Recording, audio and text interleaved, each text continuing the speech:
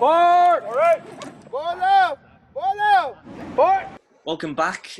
We've got Simon from PGA Life 365 with us, and Simon, we had a great start to the podcast. But now we're going to delve into a little project that you've been doing for a while now, and I think everyone would like to know a bit more about it. Can you tell us about Project Left? Yeah. So Project Left is essentially just trying to learn golf left-handed. It's kind of always been in the back of my mind. I write with my left hand. I throw a ball with my left hand. I play tennis to a pretty good standard left-handed. I bowled in cricket left-handed. But I'm probably right-footed, but I'm not really either-footed because football was never my thing. And it kind of always niggled away at me growing up. It's not the sort of thing that you can just switch. So when I was a kid, when I first started playing short tennis, I had two forehands. I would forehand with my right hand, switch over to my left hand, forehand with my left hand. And I did that for quite a few years until it got coached out of me, kind of when you learn to serve over arm, you kind of then had to decide what you were going to do. But you can't do that with golf because it's completely different equipment. And it was never brought up to me. It was never even an option to me to play golf left-handed. Like we said before, I got quite good at golf at quite a young age, so it was never really questioned by me or any other coaches. And it wasn't until I started coaching golf that I saw more and more people that played the wrong way round struggled. They hit the ball quite a long way, but struggled with face control.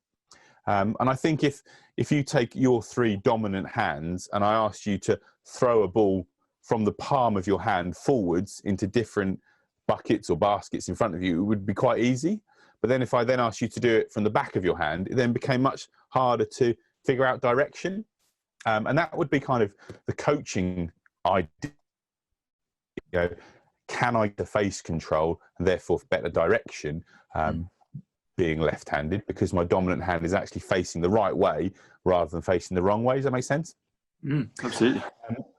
And also kind of came to the time of my life where, like I said before, I never really wanted to play professionally. I wanted to play kind of local sort of regional tour golf. I'm quite happy with that just because it gave me some sort of competitive sport to play. And then obviously doing it left-handed meant that I could have a handicap again. I could go back to being an amateur, even though I'm not allowed to, by any stretch, to be an amateur. I still am not allowed to play or win any amateur events, even though if you've seen me play left-handed, it is pretty woeful at times. There's obviously very strict guidelines in golf. And also, I studied quite a lot of film theory at university, and I've always had this kind of dream of making a documentary. And obviously doing Project Left, doing weekly episodes on YouTube, having a bank of content, I will be able to create a documentary at the end of it. It's like a 90-minute documentary. And half the fun of all of this is that nobody knows what the hell's going to happen at the end. I've got down to 12 handicap. I'm kind of pushing single figures if I can get a chance to play a few more rounds of 18 holes and put some cards in. Where I go from there, I've got at least another year left. Potentially might extend it because of what's obviously happened with COVID and almost losing 6 months of this year to not being able to play. And I think that's half the fun of it, certainly for me and hopefully for the viewers, is that nobody knows where this is going to go. And it is quite relatable. You see, and I think you've alluded to it on other podcasts, and one of the reasons that you guys are doing what you're doing is because there isn't that documentation of the average golfer, especially that kind of struggle that we all go through. And even pros go through it. There's not many playing pros documenting their journeys. There's lots of teaching pros that document their journey and what they do in tournaments. There are some good local tournament players that are making content, but it's trying to have that relatable story, I think. And hopefully Project Left is quite relatable. I think the coolest thing about that concept, Simon, is that when I hear pros, whether that's a video, whether it's real life, if I hear a pro talking about golf and giving advice, you never get to see them implement that.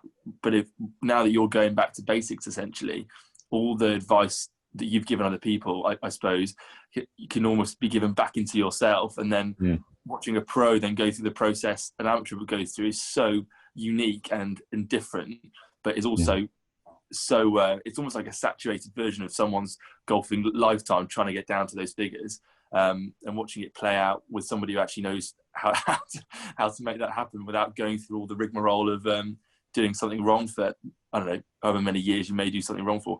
So such a unique perspective on it. It's such a unique angle to come in on a golf process. So it's really cool, and I'd love to see a full documentary of that if and when it happens. Yeah, hopefully it'll be fun. I mean, I will have enough content to make it happen, and if it can have that kind of unique ending, that would be really special. But to be honest, even if it finishes where it does now, it's still some journey. I mean, it took me 5 or 6 rounds to break 100. Bearing in mind, I know exactly what I should be doing on every shot on the golf course. So even though I was playing sensibly and I was taking the sensible option, I still couldn't break 100 because I wasn't good enough. I didn't strike it well enough to get the ball around the golf course. And I've obviously learned and developed fairly quickly. One of the things that I always wanted to do was just have equipment that I found to start with, because I'm a big believer that skill trumps equipment all the time. And I wouldn't let myself get new equipment until I got to 12 handicap. And I got to 12 handicap in January this year, went down to Ping, got full bag fitting, and my handicap hasn't moved, and it's now October.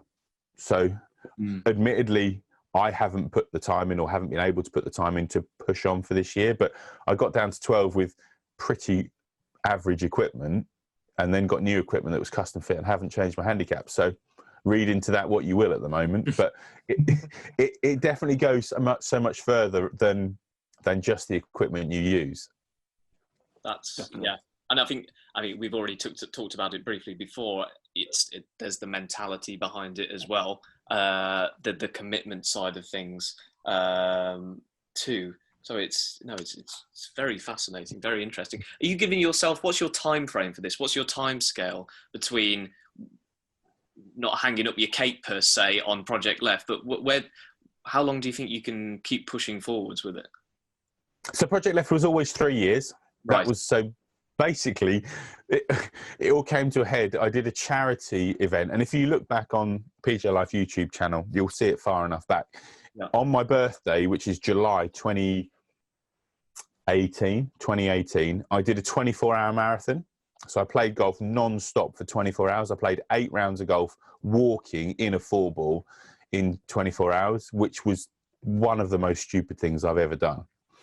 And I literally walked off the golf course. It was the day that England lost their semi-final, quarter-final in the World Cup 2018, maybe. Yep. Croatia. Or European Championship. Yeah, Croatia. Yeah. So I literally, we planned it so we'd finish at 6 p.m. on that Saturday so that we could then die in the bar and watch it afterwards. And I remember just sitting there going, I don't want to ever pick up a golf club again. I literally don't want to pick up a golf club again. I've had enough. I played terribly because of fatigue, and just playing 8 rounds of golf in a row is pretty hard going. And I literally didn't hit another right-handed shot. I sat there the next couple of days when I was letting my blisters heal and stuff, and I was like, you know what? Why not now do what you've been talking about doing for a while? Because I've often done like charity beat the pro type stuff where I'll stick a left-handed 7-iron in a bag, or when I'm doing junior lessons and you'd mess around and they'd have to beat me hitting shots left-handed.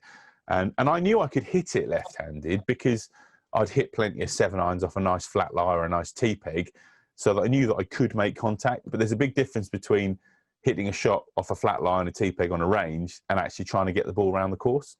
And yeah, it was really hard. And it still is really, really hard. There are days when it just feels literally like I'm stood on my hands and my feet in the air holding the club, and I don't know what the hell's going on. And it will just take over me. Like I played at a local club with some mates the other day, and I got to about the 11th or 12th, and I just stood over the shot and made my backswing and had to stop because I was like, this feels so alien. Even after 2 years of doing it, it still can feel wrong, which is weird, but Yeah. that's the way it is. Do you And feel? I think that's quite relatable, isn't it? I was going to say, do you feel Amazing. that? Because I do. Honestly, yeah, that's probably one. Honestly, I'm standing here like with my mouth wide open because that is genuinely one of the most relatable things I've ever heard. Is a professional? Because I just, you know, same in the tennis world, like a professional has gone on the course and not not had any idea what's happening or what to do. So that's amazing. That is absolutely amazing. Yeah, I feel like that. You like just that, going didn't back you? to that, just going back to that charity thing you did, a bit off topic, but if my maths served me right, so that's 8 rounds in 24 hours.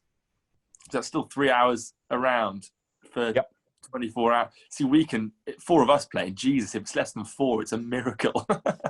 So to play 3 hours straight, 3 hours each round, that's pretty impressive.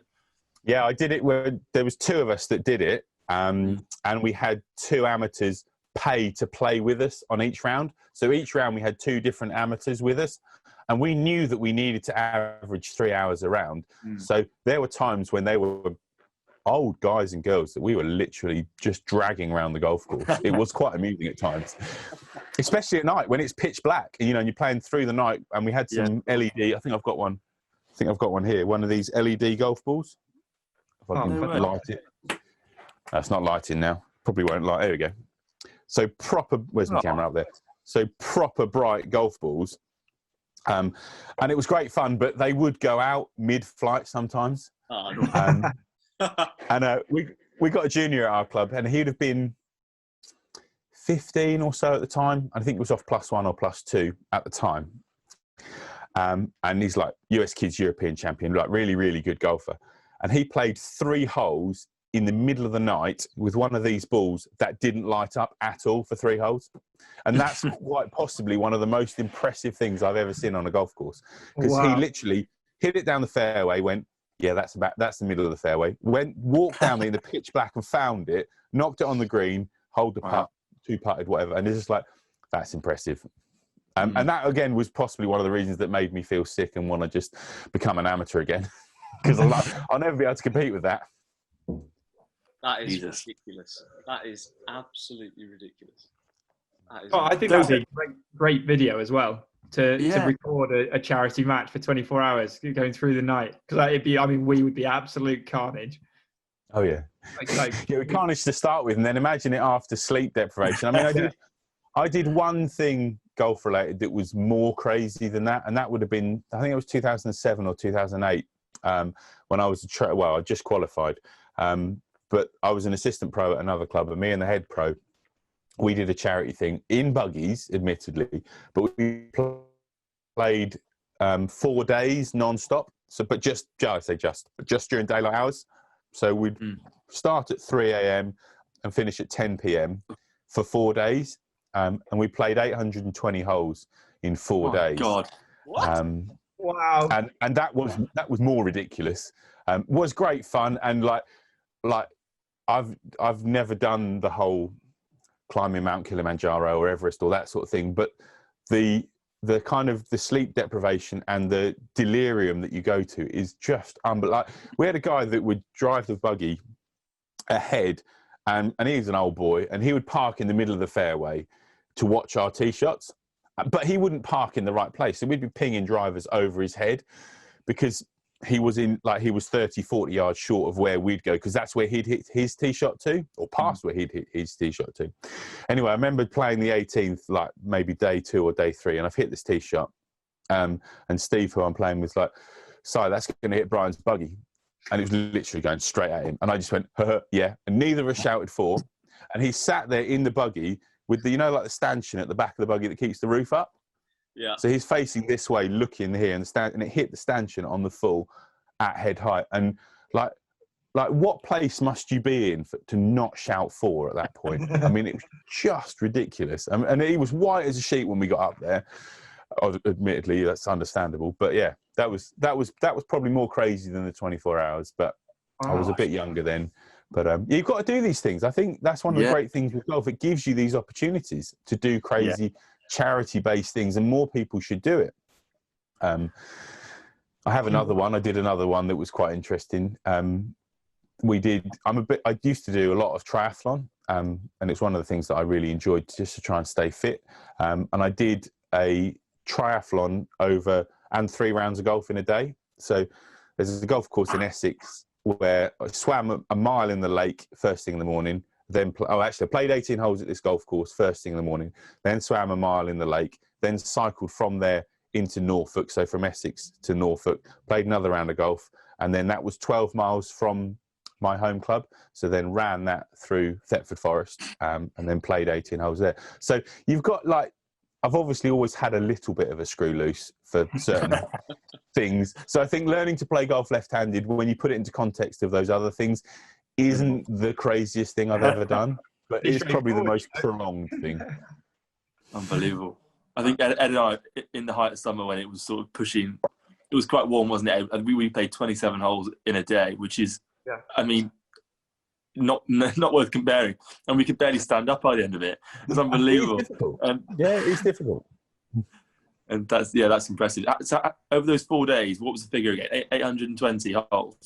Yeah, 800. So my mother, being an accountant, we finished on the 18th hole on the last day in the almost pitch black, and everyone, champagne, everyone's celebrating, and my mum just in the corner of the green just went, 819 isn't a very round number. Thanks, Mum. So off we trot to the nearest par 3, play that just to satisfy her needs, and Brilliant. Oh, Brilliant. amazing. That's amazing. And I suppose the charity element, as you've said there, I suppose that's inspiration for potentially us to maybe do something similar. Absolutely. You've got to do something every 2 years. That's what I say. Every 2 years, you should do something for charity. It's not difficult to do. It takes a day or a couple of days or 4 days to do. It takes a bit of prep, but I think if you can do one charity event every 2 years, so I do it in every odd year, I'll do something, because it's difficult to keep asking the same people for donations, because you are always going to ask the same people, aren't you? But yeah, there are so many challenges out there that I'd like to do golf related that hopefully I'll get the chance to do, in the next few years. It sounds really good. England and France, that's what I'd like to do. I'd love to play golf in England and France on the same day. I mean, that's doable as well. That's a good one. That's definitely but you've got to swim the channel. Mix it up, make it interesting. Yeah, That's unreal. What a great idea. If you could do that, that would be the ultimate, wouldn't it? That would be the ultimate. Wow. Maybe that is a little hint as to what's coming next for all of Simon's viewers. Well, I've signed up to do Ironman Lanzarote in 2022 because I've got a big birthday in 2022. So that's going to be, if Project Left finishes on the 1st of August 2021, which it's scheduled to do, then I'll have 9 months to train for that. That'll be what my next challenge is, hopefully. Well, I'll say a bit of foreshadowing, and we obviously wish you all the best of luck with that and Project Left. So thank you very much for going through that, and there's all the stories around that too. I'd say going back to charity for a second, I suppose, and this is a personal as well, I suppose you always do wonder how you could most help or influence charity, because you could get caught doing the same things again and again and again. I think that is something that's quite tough for people as well, not wanting to do what everyone else is doing. So golf, tennis, whatever it may be, as a outlet to achieve something good for a particular charity, whatever's close to your heart and everyone's hearts. I think that's very inspiring, and I suppose that's a good thing that we could take forwards as well, and anyone who's listening. So no, thank you for going into that. It's very good.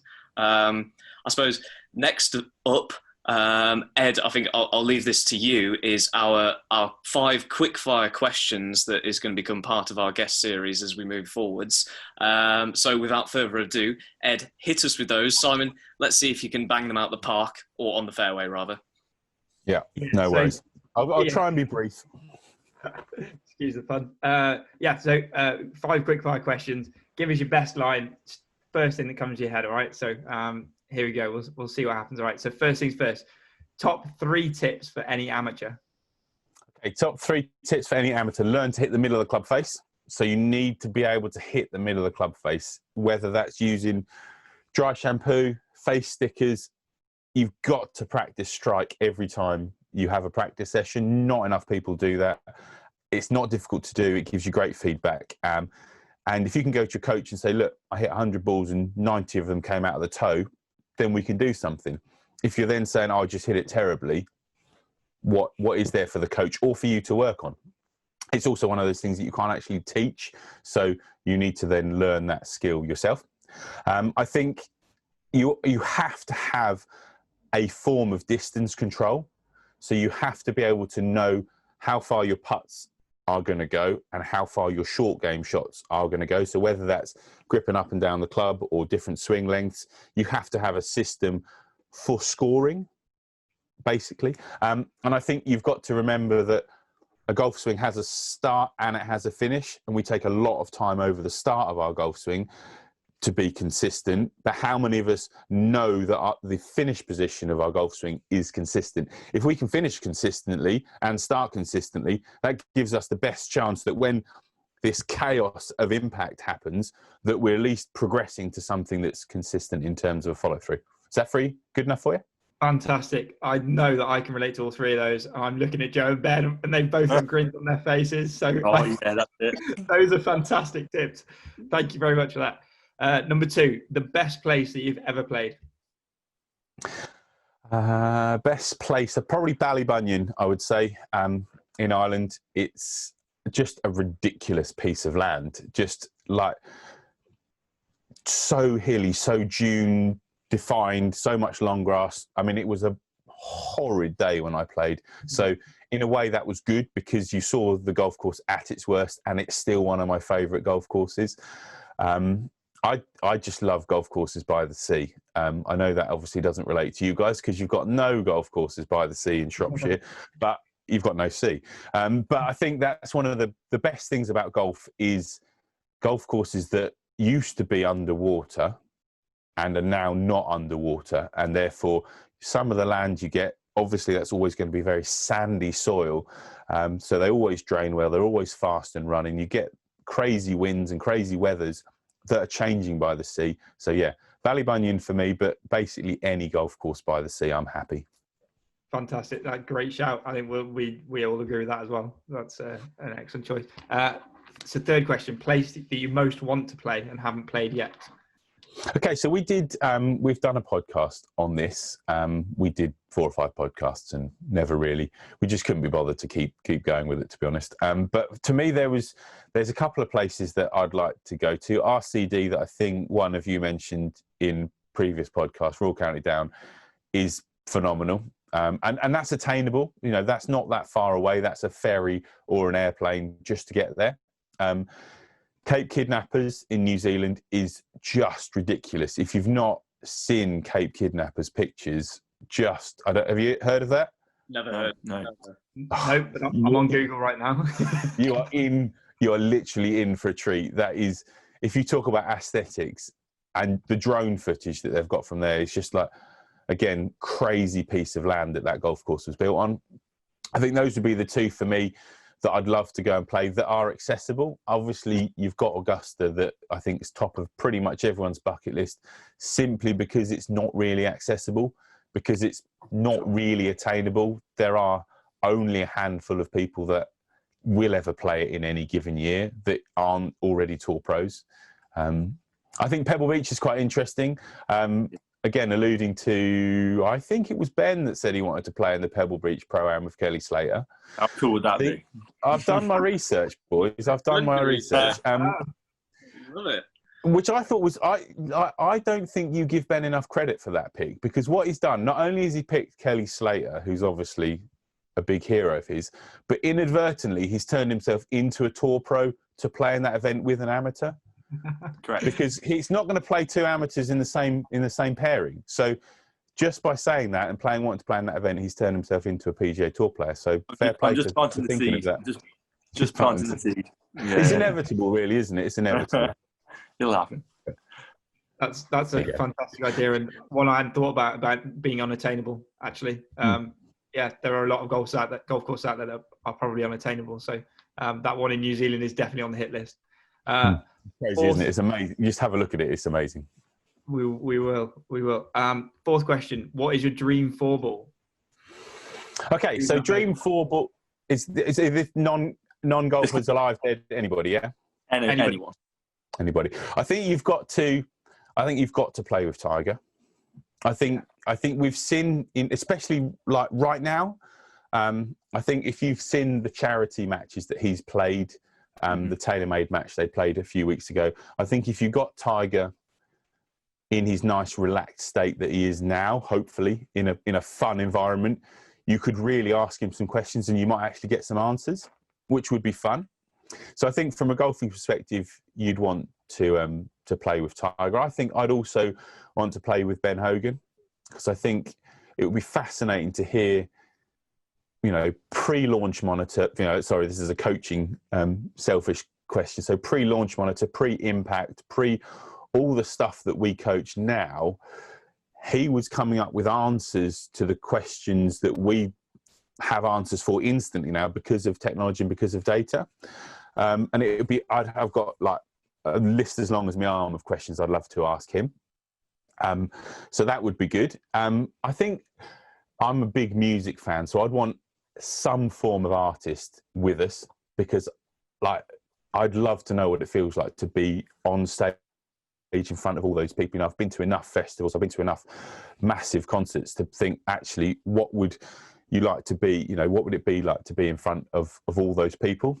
And so for me, knowing that he's a massive golf fan, I've got a friend of mine who was on tour with him probably 2 years ago, maybe just under 2 years ago, Alice Cooper. Again, just what a personality to go and spend 4 hours with, and the questions you could ask him and stuff, and the life he's led. So yeah, those would be my four ball for me. Didn't know he was a golfer. Oh, massive golfer. He has a Callaway contract, and here you go, inside scoop for you. Every venue he went to, every country he went to, the Callaway rep from that country or that locality would turn up with a set of clubs for him to use. And make sure that he had balls and tees and access to play golf every day on tour. That is amazing. That's incredible. Yeah, that is that's what these are made of, right? Yeah, definitely. Yeah. Have a profession that you're so good at that actually you can then facilitate your hobby to be free and accessible, and someone sorts it out for you. Absolutely. Great choice. That sounds like a good four ball to me. That'd be good fun. Finally, what is the highlight of your golfing career? Whether that be as a professional or as a social kind of, like you alluded to charity stuff before. Yeah, I think you've got to. I think favourite moment would be, I don't know, it's difficult, isn't it, that one? I would say from a selfish playing point of view, the one shot that really stands out to me, again, I was probably 12 or 13 at the time, and there was a local club to us in Essex called Stoke-by-Nayland. You may have heard of it. It hosts like senior tour events and challenge tour events.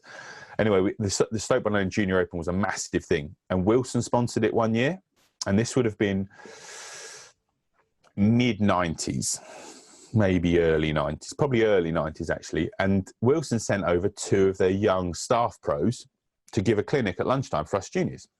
And one of them was a guy called Scott Gleeson, who you'll have never heard of. And the other guy was a young Irish pro called Porrig Harrington. And they gave this demo at lunchtime, and we all sat and watched it. And then we all went out to play in the afternoon, and they all went out in buggies to watch. And the 10th hole at Stoke-by-Nayland has a massive lake, and you tee off behind so the tee is here, massive lake, fairway on the left, green on the right. So you basically have to go dot, dot across this lake. Or if you're 12, you go dot, dot down the fairway, wedge onto the green. Anyway, I've blocked my tee shot too close to the water, but I've just somehow managed to get on a line that's found the fairway. And I've probably got a couple hundred yards into the green. And I'm thinking I can either chip this 30 to 40 yards down the fairway or try and go for the green with 3-wood. And 6 buggies have appeared on the top of the hill behind me. And obviously there are these pros and all the hoi polloi of the event. All the Blazer boys are there watching. I'm like, I literally cannot just chip this ball down the fairway. I have to go for this. This might be my one opportunity ever to hit a shot in front of a tour pro. And ironically, other than ex-tour pros that I've played with, it was the only shot I've ever hit in front of a tour pro. And I hit this 3-wood to about probably 25 feet, and it felt like I'd hit like the greatest shot in the world, and they all applauded. And that just sticks. That sticks in your memory, doesn't it? Stuff like that. I think from a professional point of view, I think just we run Golf Sixes. So I don't know if you've heard of Golf Sixes, the brand, but they're now massive into junior golf, and so I have an under 12s team every year from my club in the Golf Sixes. And we actually managed to field a whole team of girls one year, and it made the local press and stuff. But we've built this really cool core of junior girl golfers at our club, and it has become the hub in our area for junior girls golf. So if any girls are interested in golf, they tend to end up gravitating towards our club. And I think from sort of a professional and a kind of a pride point of view, I think that's a massive one for me, that we're developing. Like, it was always my little sister played golf just because my whole family played golf, but she didn't have any friends that played golf. And as soon as she finished golf, she would change out of her golf clothes before she would go into town with mum or dad, even as a young teenager. So just to now feel like golf is a little bit cool for them and they're not ashamed to be golfers, I think is a massive thing. And now we've got this core of like 25 junior girls at our club with another 10 or 20 younger ones coming through. That's probably my proudest coaching side of things. That's amazing. That's quite a big number as well, actually, in terms of especially junior girls at a golf club. That's fantastic, because you do. That's one thing I think golf lacks is probably diversity, and that's very impressive. Yeah. I mean, we've got we've got an England international, and we've got 6 or 7 county internationals, but it's not about those. It's just about having people that are playing the game. It's not, for me, it's not about elite and trying to, that's why I love coaching normal people, because if I can give someone more enjoyment for a game that they are doing for fun, that's much more powerful to me than trying to teach someone that, like, imagine being DJ's coach, right? You could literally tell him to do anything and he'd still shoot under par. You could tell him to hold his hands the other way around and he would still find a way to find the middle of the club face. Same, again, relate it back to your tennis. There are just players out there, and you'll have played against them, where no matter what you do, they will win because they are better. Yeah. Absolutely. Couldn't agree with that more. And completely take my hat off to there. Getting a team of young golfing girls playing is great. Yeah, it's pretty proud. Yeah, struggles massively. And it's the more elite it gets, the more it drops off. But no, that's fantastic. Well done. That's great. Cool. So there we have it. 5 quick questions with Simon. So thank you very much for those. Can I throw in a bonus question that I've just thought of? Go on, lad. Is that all right? Far away. This can be semi-quick fire, but I'm interested. So, answer as you will. But this is something we talk about a lot and have spoken about a lot lately. And we mentioned it earlier about swings on tour and about how different they are and how much, it doesn't matter what your swing does as long as you impact the ball properly. In your opinion, DeChambeau or Wolf? For what? Not effectiveness. We know they both work, but practicality and maybe which one is more progressive and potentially relevant to the wider audience who are going to watch it. Yeah, so I think interestingly for me, those are two. You picked 2 people that really resonate with me. So Bryson's my favourite golfer at the moment because he has just found what he wants to do to win PGA Tour events. Bubba Watson's the same. He knows that if he can just kill the par 5s week in, week out and the short par 4s, that gives him the best chance to win. I think Matthew Wolff is interesting. I followed George Jankus for probably 6 or 7 years now, and watched Matthew Wolff growing up with that swing. He's got another lad called Johnny Ruiz who's going to come through hopefully in the next year or so, who's swings it similar to Wolff, not quite as extreme as Wolff, but similar. But I just think it's that you just look at driving distance athleticism will win events. It always has when you think about it. Tiger hit it further than everyone else and won more. Jack hit it further than everyone else and won more. Arnold Palmer hit it further than everyone else and won more. Byron Nelson in the 50s, massive guy, hit it far further than everyone else and won more. Ted Ray, take it back even further. The big, strong guys have always won, and yet somehow golf's managed to keep this mystique of skill. And I think for us, normal people, skill is massively important. But when you have skill, like all of these players on tour do, the thing that separates them is being able to hit it that bit further. Because not only are you hitting further off the tee, you're hitting your pitching wedge further than everyone else. Therefore, you're winning and then winning again. And if you putt well that week, no one will stop you. That's why I always beat you boys, isn't it, really? Only when the skill is level does distance equate to better golf. Yeah. Very true. Very true. It's interesting you say that though, because I think people, in terms of personalities, people don't like the fact that Bryson DeChambeau is doing something different. I think Matthew Wolff, even though it looks different, the idea is more conventional, and I don't think people like where he's taking it. And I think people maybe need to just, we discussed this last week with the boys from ASSL Golf about people maybe needing to modernise a bit and open themselves up to change. And yeah, you're right. I think if he's found his way, then hey, why not? And it's interesting because it's good. I've heard such mixed opinions about that, so it's good to hear yours. I think if Bryson came out on tour looking like he did now, I think the questions would not be anywhere near as brutal, differential. You look at Dustin Johnson. Dustin Johnson came on tour as probably the best athlete. Like, he can dunk a basketball, stood on his two legs. Look, I know Joe is looking nervous because there's less than a minute left on this.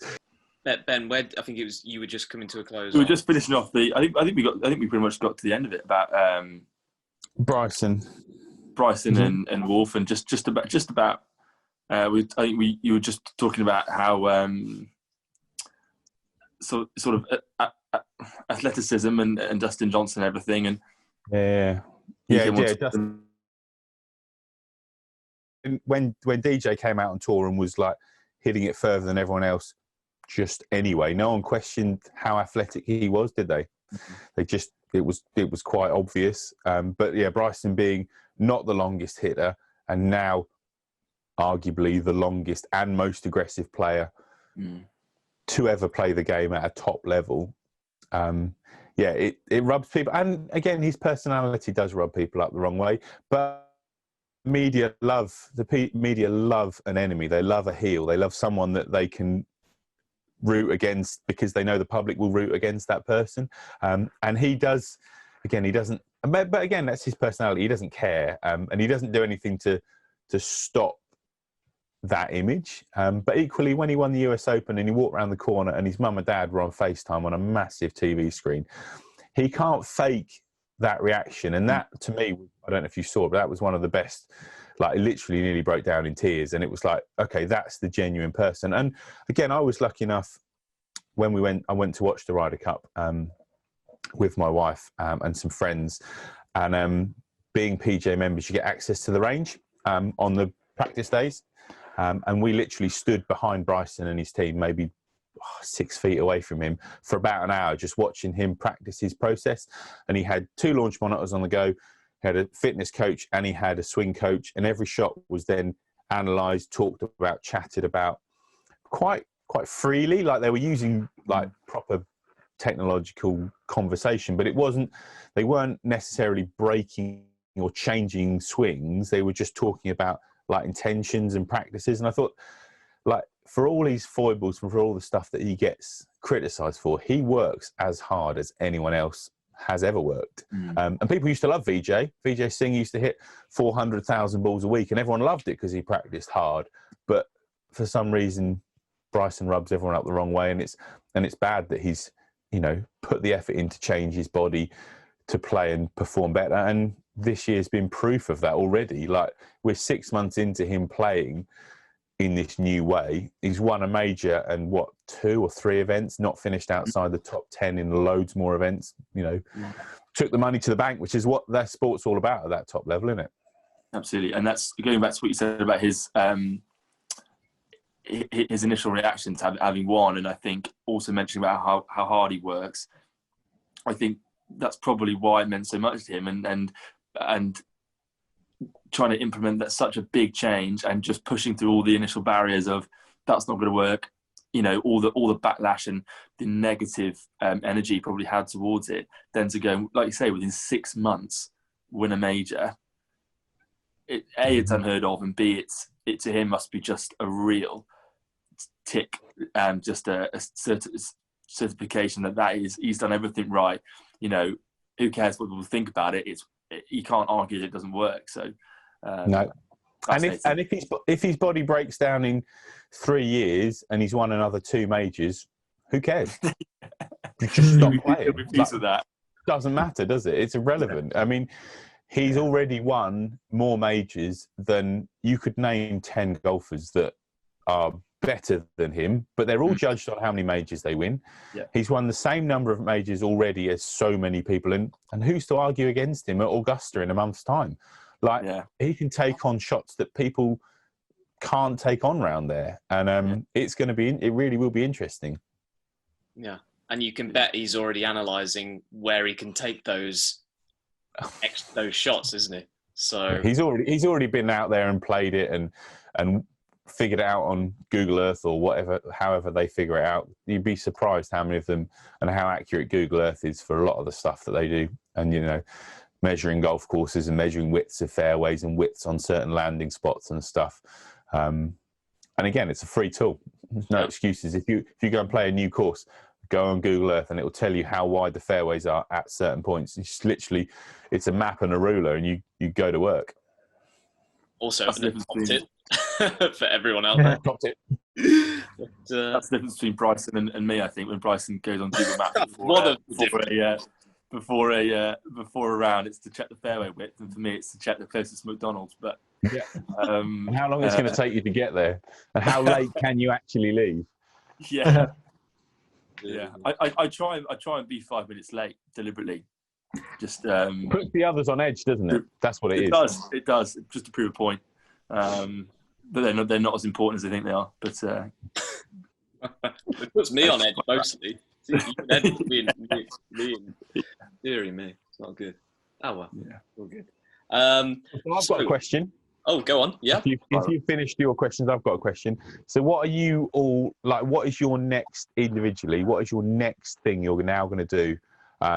Not necessarily off the back of chatting to me, but off the back of what you've learned in the first, 5-6 episodes of this podcast, or what you've learned in the last 6 months of playing and practicing. What will be the thing that you now take forward for the next month and say, right, October literally starts on Thursday. What is my focus going to be for October?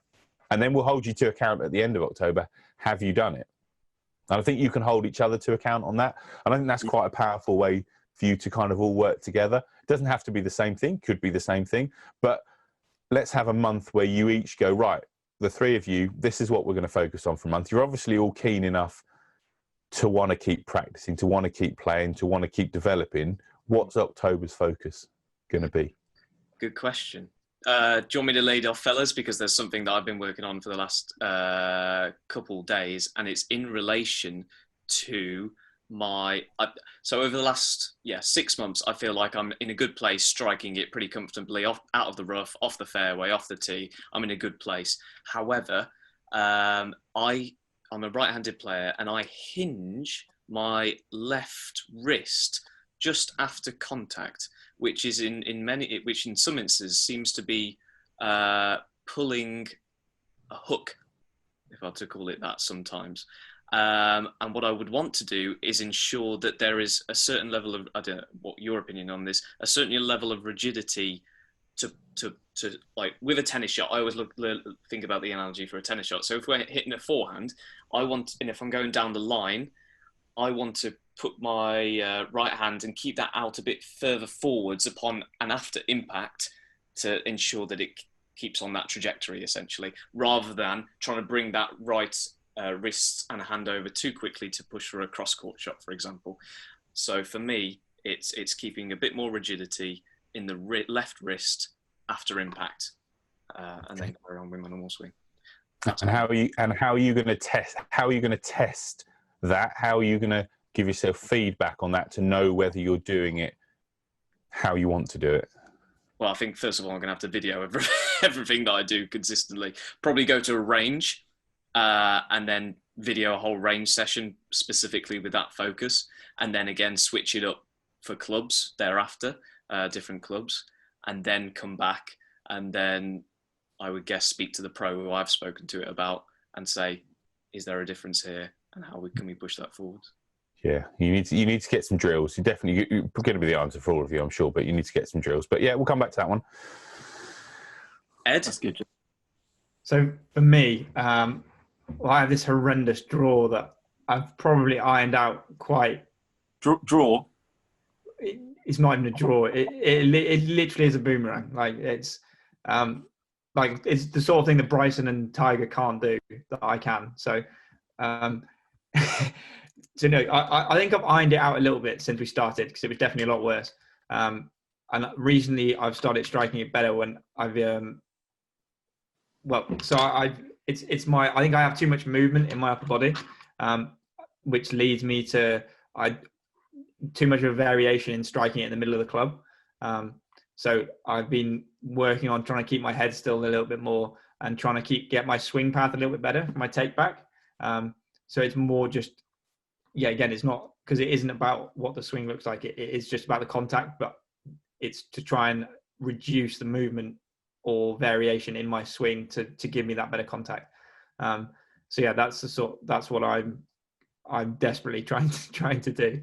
And I think the obvious way of measuring it is the output, is how much, like, just the output of the ball. But again, it's like a drills, a range session, that sort of thing. So yeah, like when I hit it, it flies, but there's just too much variation in it. So yeah. Okay, cool. Yeah, that's good. I think for me, it's in a bit of a broader sense. It's just, I think, and I've been thinking about this a lot lately, is about having intention. And I think when I've played well, I'm playing the best golf now that I've probably ever played, which still isn't great, but for me it's pretty good. And I think even when I'm playing well now, a lot of the shots that I play well and work out well for me weren't necessarily what I intended. They're not far off, but they're not really the intention. And so I do try my best now, especially when I'm on my own, because it annoys people if I'm with them, is talking through everything I'm doing before and after. And it's a bit of a process, but not like you mentioned before, Simon, about having process. That's going to be a huge thing, is figuring out a process and making sure when I'm stood over the golf ball, I feel like I'm doing this, not the same thing, but I'm doing the right thing every time, which is going to repeat itself. And so I just feel more comfortable doing that. And yeah, having intention, saying this is what I'm going to do, doing that, and not just doing something which is similar or kind of right and going, wow, that'll do. I want to make sure that I know what I'm doing, but then when I do it, it's because I've tried to do it, not because, oh, that's worked out okay. It's because it's happened, you know. I think once I can do that, because I can play good golf when I do that, and when I calm down and put a process in my head. But it's when I get overthink things and go a bit silly that I don't play so well. So if I can calm everything down and put a process in and have a bit more intention with what I'm doing, I think that'll be amazing. And in terms of recording that, I think it would just be a case of maybe even just having like you say, a set process, whether it's a good one or not, having a process in place and just knowing it's there. And then maybe in a month's time, if I feel more comfortable, just feeling more comfortable and being more happy with the general outcome of shots. I think that maybe that's a bit vague, but in terms of a general direction, that's definitely what I think needs to happen for me. Okay, cool. Let me respond to those all, if that's all right. So let's start with you, Ben. Massively agree with that, and I think that's something that people don't do enough of, is that process. I think let's have a clear start and a clear end to that process, and then you fill it with whatever you want. So you carry your bag. Yeah. So your process of golf starts the moment you put the legs out on your bag, right? And that process doesn't finish. This is on the course. That process doesn't finish until you pick the legs up off the bag and move on. Sure. Yeah. Okay. So that's your window. That's your focus point. So you've got to promise me for the next month that you're just going to focus your routine the moment that bag goes down till the moment the bag comes up, right? So once you put the bag down, you've obviously got all your pre-shot stuff. So club selection, lie, wind, elevation, situation, all that sort of stuff. And then you've got the execution of the shot. And then you've got enough time to react, laugh, swear, throw clubs, whatever you want. But you have to deal with all of that before you pick the bag up. Yeah. Right? Absolutely. As soon as you pick the bag up, you're not allowed to think about what's happened or what is going to happen in the next shot until you get to the next shot. Because I think so many people get so tired on the golf course because they spend, let's say you've got a 40-second walk to your next ball. You spend 38 seconds of that beating yourself up of what's just happened, and then 2 seconds, and then the next shot, thinking about what you're going to do. And you just repeat that process all the way around the golf. And that's draining. Like just doing that. So I often use it with people's gloves. If you take your glove off between shots, when your glove's off, you chat about where you want to go in Scotland, what whiskey distilleries you want to visit, where venison you want to eat, all that sort of stuff. But as soon as that glove goes on, or as soon as that bag goes down, or as soon as you press stop on your electric trolley, then you think about golf. And then as soon as you press start on your trolley again, you're not allowed to think about golf. And it actually becomes much more relaxing doing that. And that doesn't cost anything. That doesn't take any massive learning because you kind of know what you're trying to do. It's just being disciplined enough to do it. I think you'll see massive improvements just by doing that for a month. And you'll find if you do it consciously for a month, once you've done it for a month, thinking about it, you won't even think about it anymore. And you'll and the process will become natural. I think we're across to you, Ed, and your curvature. I think you've spent, I think a good analogy for you to think of is, let's imagine you're tossing a coin, right? Every single time, no matter what you do, however you throw that coin up, it always comes down tails. Yeah? No matter what you do, throw it over your head, behind your back, whatever, it always comes down tails. You need to feel what heads feels like. So therefore, you can then go, oh, right, that's what it feels like to hit that massive slice that I see everyone else doing. And then work back from that. And then, because I think being able to curve the ball is a massive skill that you have to have a certain amount of speed to curve the ball. What you see juniors, when you see older golfers, they can't curve the ball because they don't hit it far enough to generate enough speed or enough spin to actually add any curvature. So the fact that you are curving the ball means that you are producing some speed, and you don't necessarily want to hit straight golf shots, but I think you want to know how much you're going to curve it at any given moment. And I think that comes, again, for both of you guys that I'm coming to, you relate it to tennis. What's the one thing you do after you're in your ready position? What's the first thing you do when you take the racket back for a forehand or backhand? What do you do? You change and you set your grip, don't you, for the shot, shot you're going to do. And in tennis, they're called Western, semi-Western, full. Like, they've got names, haven't they? And you've got this lovely racket that's got octagonal shapes on it, so you can move it without looking at it and put it into position. And you put that racket face into position here, don't you? You've done the racket work, the grip change, the face angle. You've done that work, and then you deliver whatever shape shot you want. And I think too many people forget that and forget how important it is to set that club in a good position. But I think for you, it's that, hopefully, be that fun element of practicing. Like, if I massively open the club face on my backswing and try and hit a massive cut, so I swing miles to the left, how much does it actually fade? Yeah. And we don't know the answer to that, but that would be a fun experiment, wouldn't it? Yeah. To spend, right, I'm going to hit 20% of my shots on the range, 40% of my shots, whatever it would be, whatever percentage it would be, trying to hit a massive cut. And once you hit a massive cut and you go, God, you know what, when I swing miles left of where I think I'm swinging, it goes straight. I see so many people that, obviously most golfers slice the ball and you're trying to go the other way. As soon as they realise that they can close their club face so much more than they think they're allowing themselves to, and still not go left. Because I think that's what oftentimes we're afraid of what might happen, and we end up doing the opposite. I think if you spent a bit of time learning to hit a cut, just chop down, just like you would in tennis, down and left, and see what happened. I think you'd be amazed how much more awareness you get of where the face is, and then you can kind of marry that up yourself without having to get on the launch monitor, without having to see data. If you can see the ball fly, does that make sense? Yeah, that absolutely makes sense. That's fantastic. Thank you. And I'd just give it a go for a month. I think for you, Joe, I think you've got to.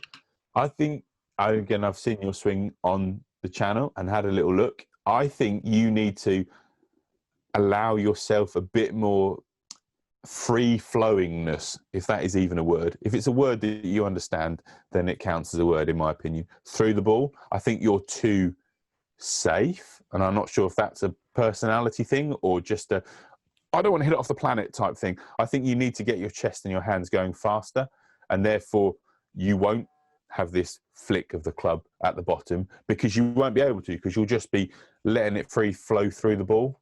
Does that make sense? I think if you can get into that finish position, we all know what the end of a golf swing should look like. Back foot rotated to allow hips to rotate, to allow chest and shoulders and head to rotate and look at target. If you have a practice swing and allow your chest to outrun your hands, outrun the club head, you'd be amazed, I think, how little that flick will come in. And try it. Have a play with it. See how it goes. See what happens when you just allow your body to turn a little bit more. Obviously, that might impact on strike a bit, and obviously strike overrides everything. So if you hit it out the bottom of the club or out the neck of the club, it's still going to slice off to the right. But if you can get that feeling, I think, without seeing data, without seeing the numbers for you, I think that would be the easiest and quickest way to stop that technical deficiency. And also might make the game a bit more enjoyable, rather than, I think for you it feels, correct me if I'm wrong, it feels a bit safe. And I think if you can gain a bit more freedom, that would make it even more fun. If you can hit it a bit further and not have this worry about that one that goes off to the right. Yeah, it's a very interesting point, and I know Ben and Ed will both probably come in on this, because it's been a developing thing since we all started playing together, actually. So I probably started out hitting free, if Ed would know, because he's played before me with Ben. Then it got to the stage where I was probably playing without direction. So, and this is all very much self-taught, and Ben and Ed and Matty have, I suppose, guided me through this so far. And it's something actually, so going back to process very quickly, I don't know about you boys would agree with this, but I probably go through a process the most out of all of you. Would you agree that? Yeah. So I actually go through a process naturally. And it's the point that I've been trying to focus on over the last 6 months is getting the strike to I feel comfortable on the golf course level, going round and playing. And I know 8 times out of 10 now that I'm very happy with the way I'm striking the ball off the tee, off the rough, off the fairway. So I'll know I'll get round in X amount of shots. I think what you're saying now is, I suppose, to take it to that next level, now we need to almost take a back step again.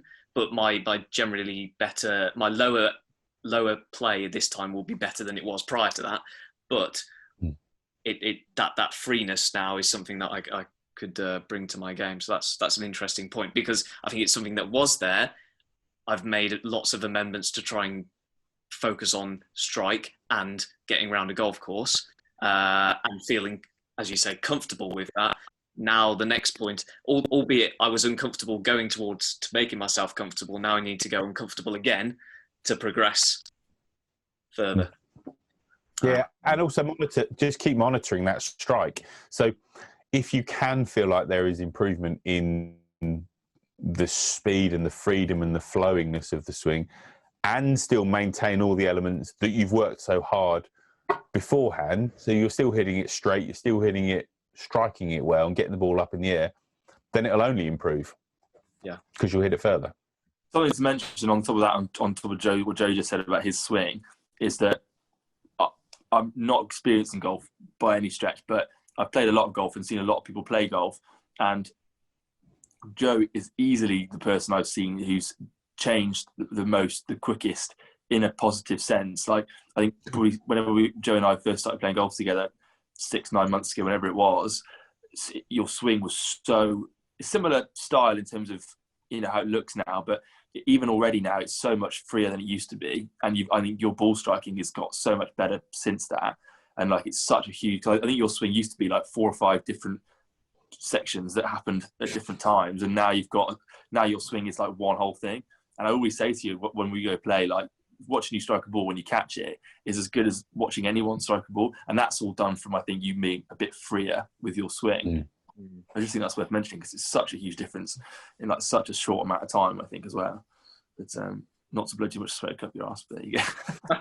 Well, we'll take it. But I think that just comes from being more focused and just playing. I think you can learn so much just because you guys are now taking it more seriously than you have done in the past. You will see improvements naturally because you're sponges. You're taking more info in. You're experimenting. Don't be afraid to experiment. Try stuff out. If stuff that I say doesn't work, I'm not going to lose any sleep on it. You shouldn't lose any sleep on it.